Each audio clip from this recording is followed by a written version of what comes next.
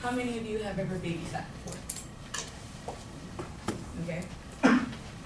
10 or younger. 5. 3. So how would you console them when they were inconsolable? Anybody? Cartoons? Anybody? TV show? A snack you're not supposed to sneak them, you know? Anybody? They have a favorite song? Make them dance, maybe? Okay. What about when you get angry or when you get upset? You know, what do you like to go do? When you can't get to the gym, go work out? Crazy people hit stuff, you know? Quirky people. Let me not use that word. Anybody ever write it down on a piece of paper and throw it away? No? Maybe? Okay. Or maybe headphones, music. So music is all around us, and somehow it is able to calm us, even show ways of curing any symptoms or illnesses maybe. So today for you, I want to discuss what music therapy is, some of its history, and how it is used today. Can you guys see that? So, according to the American Music Therapy Association, music therapy is the clinical evidence-based use of music interventions to accomplish individualized goals within a therapeutic relationship, credentialed by a professional who has completed a music therapy program. It's a mouthful, I know. Music therapists make sure to discuss the physical, cognitive, emotional, and social needs of their individuals. So all that means basically that someone who is a music therapy specialist must be credentialized, certified, and their program has to show some use of being able to cure such individuals. Now I want to touch on a little bit of history. So, Yemi Olani, who has a PhD in the Department of Music, stated that music therapy can be dated as far back as the Holy Bible. Well, actually, Eliud, who wrote the article, Some Reflections on the Futures of Music Therapy in Nigeria, refers to the Holy Bible as well as providing information on how music was used in Israel. So God shared the line of Israel He divided it into 11 tribes. And so the 12th tribe was given the responsibility to use music in the course of living, serving, and performing in God's temple. And how the rest of the 11 tribes, how they got paid was the 11 tribes were given to them in tithes. So they got paid in tithes, like tithes and offering in the church. So when you go to church and you wonder why there's a choir, band, or singing and all that, it was God's way to give us some type of ease, momentum, cool vibes in the setting of his house.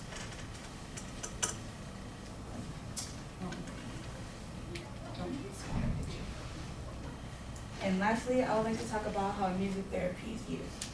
Now, according to the effect of improvisation music therapy on the treatment of depression,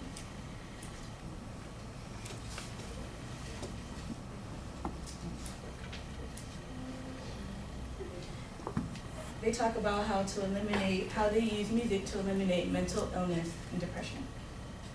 Now, authors Dana Hala and Eric Lika conducted a study to show music therapy and how they reduce some of the symptoms shown in depression or anxiety or autism.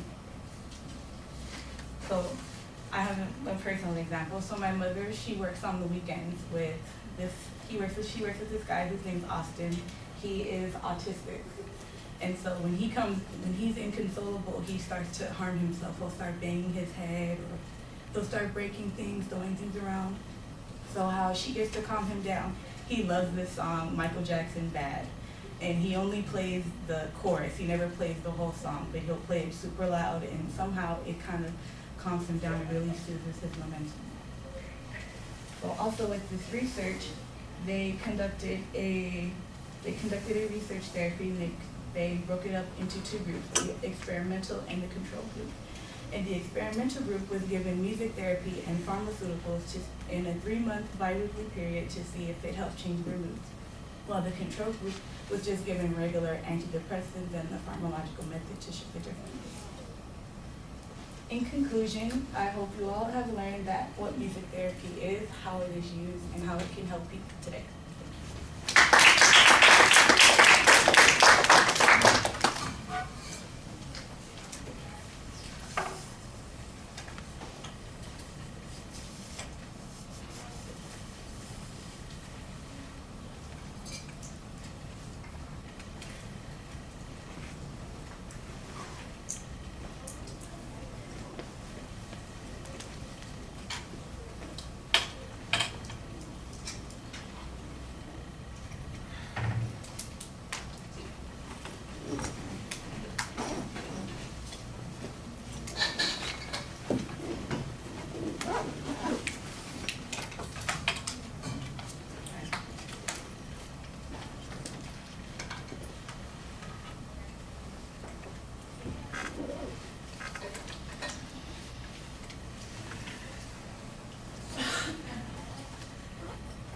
Diego, what did you think? Diego, you're not speaking to me. Is that because you're not here? Perhaps that's the reason you're not answering also. All right. The audience survey about babysitting and then what to do to console kids and that sort of thing, that seemed to go on for a while. I don't think it tied in as clearly to your topic as it needed to, and I was a little bit surprised when you switched the topic. I can see a relationship, but it's not a very straightforward path that you're using to get there.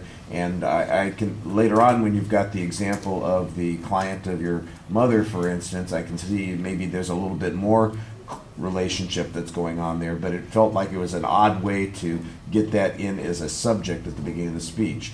The purpose statement is clearly stated, though, at the beginning of the presentation, and you do identify a preview. I thought that was pretty clear. So structurally, things should be going well in the presentation. There is some supporting material that gets cited. There were a couple of things that were awkward about it. I like the historical information about the notion that music therapy dates back to the concept of the Bible and the different tribes, and you mentioned the idea there. I think the putting up the picture of the collection plate before you got to the whole discussion of the tithing was like, that was completely confusing. I was wondering, why am I looking at a bucket load of cash? And it would make sense afterwards, after you get to that point. So that's one of those things where you need to time out the reveal there to make it work for what you're talking about. The picture of the choir, for instance, it was a nice picture, but it felt like it was up there at the wrong time also, and I think that's one of those things that's a little bit awkward. There's a lot of stuff there that talks about like the history and the relationship, like in the religious context that we've got going there, but then when you're talking about using it in other forms, I didn't really feel like that was developed very well. That first picture of the group sitting around in a circle beating the drums, that looked like it was some kind of therapy session. We don't really get a discussion of therapy sessions. You make a mention of the way that your mom uses it with a client of hers, and it's just the one example, and I suspect that there's a lot more information available on that subject, and it feels a little bit underdeveloped there. Here's the thing about the information that I thought was really strange at the end. You describe what they did in the study, and you don't tell us what the results of the study were. It's like, okay, I get this. They looked at these group and they compared these two groups. I'm going, okay, and then we're done with it. I'm going, well, what'd they find out? How did this work? What information was available as a result of this? I think that there's something missing there, and you're forgetting why it is you've got this information in the presentation. So there's some nice information in the presentation, but it doesn't always pan out when it's being explained. The visuals are, like I said, I think that they help us remember the information, but they don't really explain a lot of what's going on. The pictures are large, but sometimes the timing on them was a little bit off, and so you need to make sure that you're consistent about that. At the end of the speech, I just felt like you slammed on the brakes. It was like, I'm done.